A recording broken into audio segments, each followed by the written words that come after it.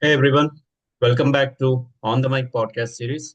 I'm your host Chakrapani, and with me is Vijay.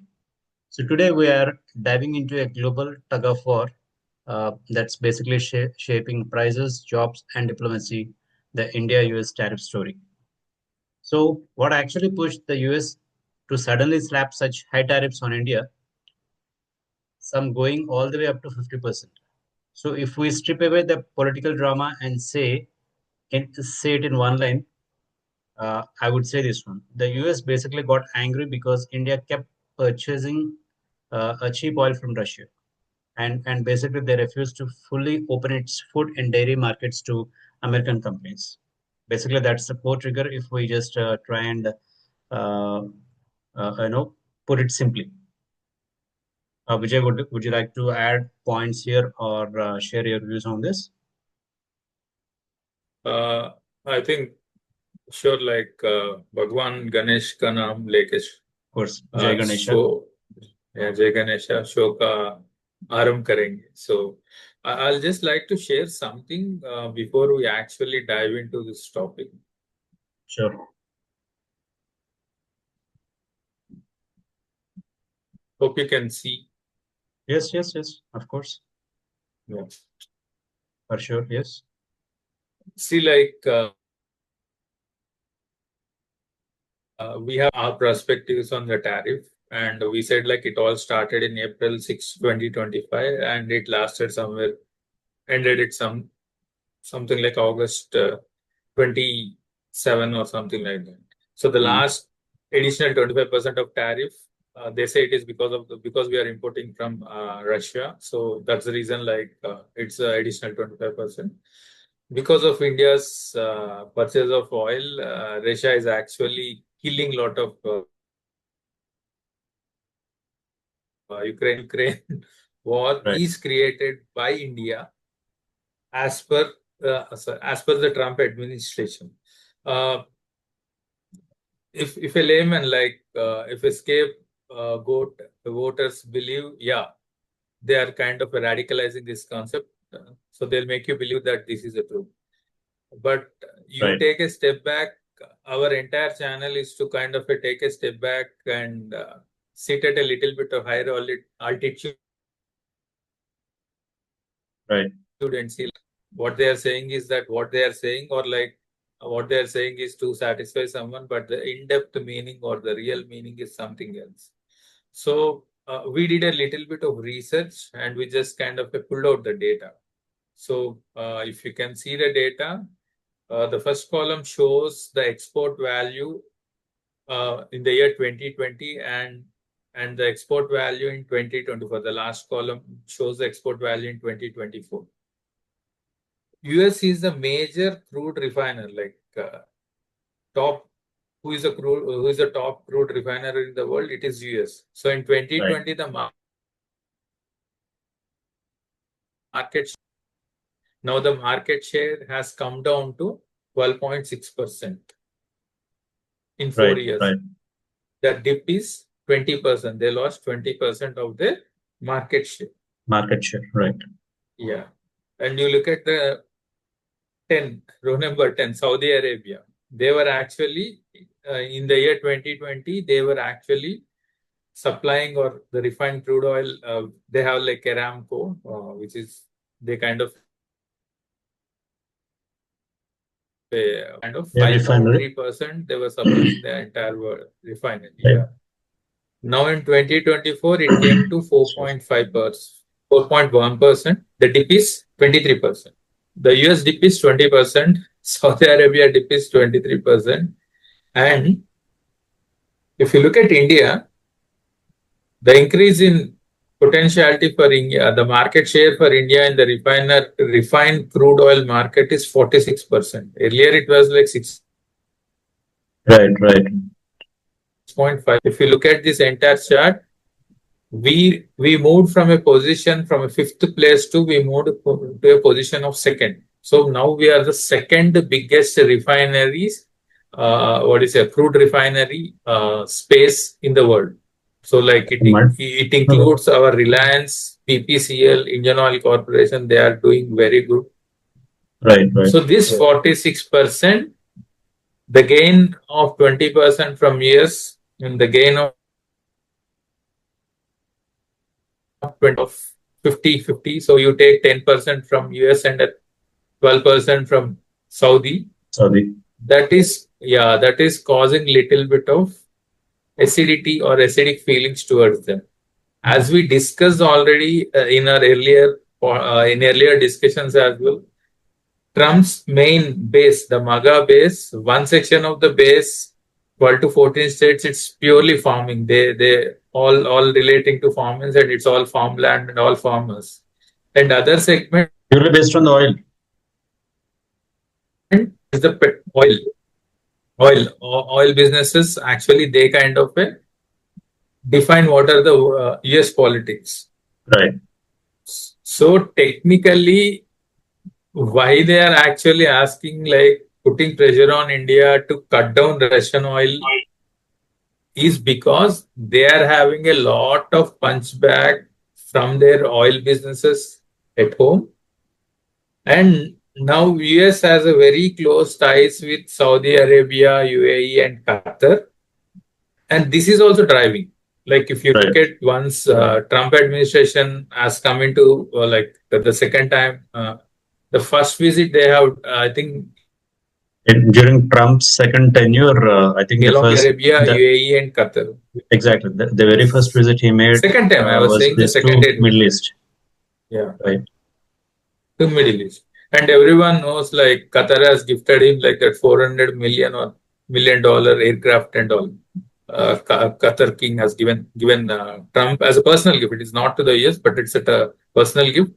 And they promise like they are going to kind of between their all the Arab nations, the top three nations, they kind of a promise close to $2 trillion or $1 trillion is for sure, but it could be close to $2 trillion. Okay. So to serve their interests and to serve their own oil industry interests, so they wanted to kind of like why is India kind of picked up its so it pumped up its capacity thanks to Reliance, thanks to Indian Oil Petrol, Indian Oil Corporation, and other government oil companies that kind of increase their capacity, and we are selling the oil. So it's not that we are buying the crude oil. If India Right. tomorrow comes and says that our Piyush Goyal comes and say, or like our petroleum oil ministry gives a public notice stating that we'll only import from, there shouldn't be any problem to anyone. I'm saying like this is not the only cause, but uh, the the petrol, the importing of crude oil from The Russia is petrol front, yes, always this is one related. of the pressing point. This is one of the linking pin which no one is realizing. Like it's they are kind of a coming and telling like as usual all the emotional, sentimental stuff sort a blood bath. India is like using their supplying Russia so that Russia is fighting and all. After I think they Bloomberg, BBC, and all their spokesperson spoke about this for 4 to 6 weeks continuously.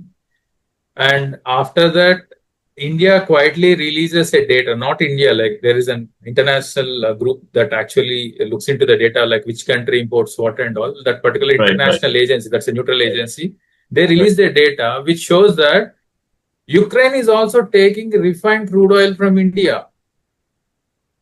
Yeah, of course. Then what? I